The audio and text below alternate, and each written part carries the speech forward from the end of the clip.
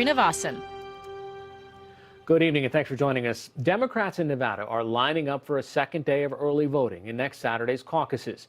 It's a first ever try at early voting in the Silver States caucuses. Yesterday, there were some long lines and confusion about rules. Officials at some sites abandoned a Google sign-in sheet process when it was taking too long, reverting to paper. A Democratic Party official said high turnout contributed to some of the delays on the first of the 4 days of early voting. For more on how the early voting is working today and what's ahead, Megan Messerly, a reporter for the Nevada Independent, joins us now from Las Vegas. So why the long lines yesterday? What's happening today? Right. So early voting kicked off yesterday.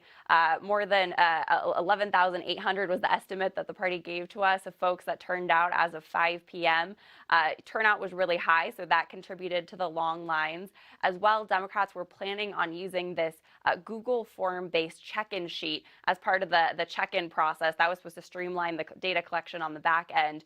That was taking a long time, so some of the sites that experienced the longest lines where folks were waiting 3-4 hours decided to actually forego that step of the process, and that ended up speeding things up a little bit yesterday. So what happens when they get in there? This is almost like the ranked choice system that Maine is trying. What are they actually writing down?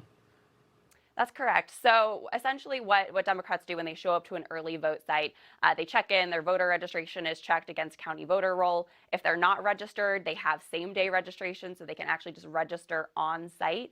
Once they do that, they receive a paper scannable ballot. It's kind of like a Scantron form where you bubble in your answers. You have to choose at least 3 preferences, up to 5. The party says it will be scanning in this information into a cloud-based system and then, yes, distributed to their home precincts so that their votes will be counted just as if they had been there in person. And that's how they will obtain that data on the actual day of the caucus to bring in that early vote information. Okay, everyone's becoming kind of a sideline geek here and trying to figure out what's the app they're using, what's happening, is the technology hacker-proof, et cetera. What are the kind of steps that the local DNC or the Democratic Party is taking?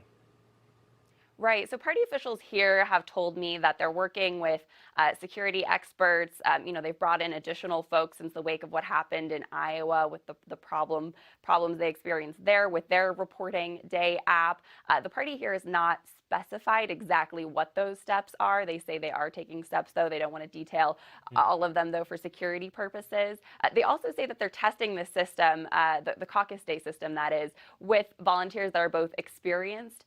They've run a caucus before, and with volunteers who are first-time volunteers. They want to make sure that this system is usable for everyone, sort of regardless of their experience level. One of the surprising stories is, well, a non-endorsement. The Culinary Union, which is traditionally pretty powerful, has chosen to wait. How significant is that? That's right. It's a really big deal, actually, here in Nevada. So the Culinary Union, they represent about 60,000 hotel workers, the ones on the Las Vegas Strip and all across the state. They're a politically powerful union. They're known for turning the tides in elections if they want to get involved and they want to get their folks out to vote. They did, as you mentioned, decide to not endorse in this Democratic presidential primary. It was the subject of much speculation for quite some time as to whether they would.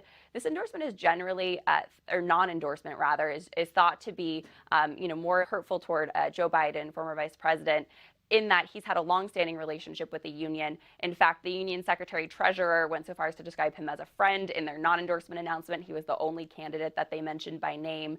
At the same time, they're deciding to really focus on their priorities, and one of those is making sure that a candidate that supports Medicare for all does not get passed. That's because the union runs their own health trust, and they don't want to see that go away under a Medicare for all plan. And so are there any other contenders that see that as an opportunity? Yes.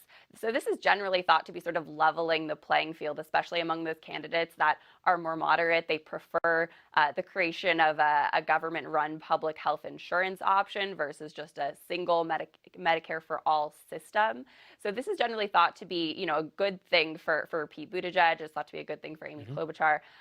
It sort of does level the playing field and now allows all of these campaigns really to go out and court union members as opposed to knowing that the union's hard at work trying to get their folks out specifically to support one particular candidate. All right, Megan Messerly, thanks so much for joining us. Thanks for having me on. For continuing coverage of the Nevada caucuses and the 2020 presidential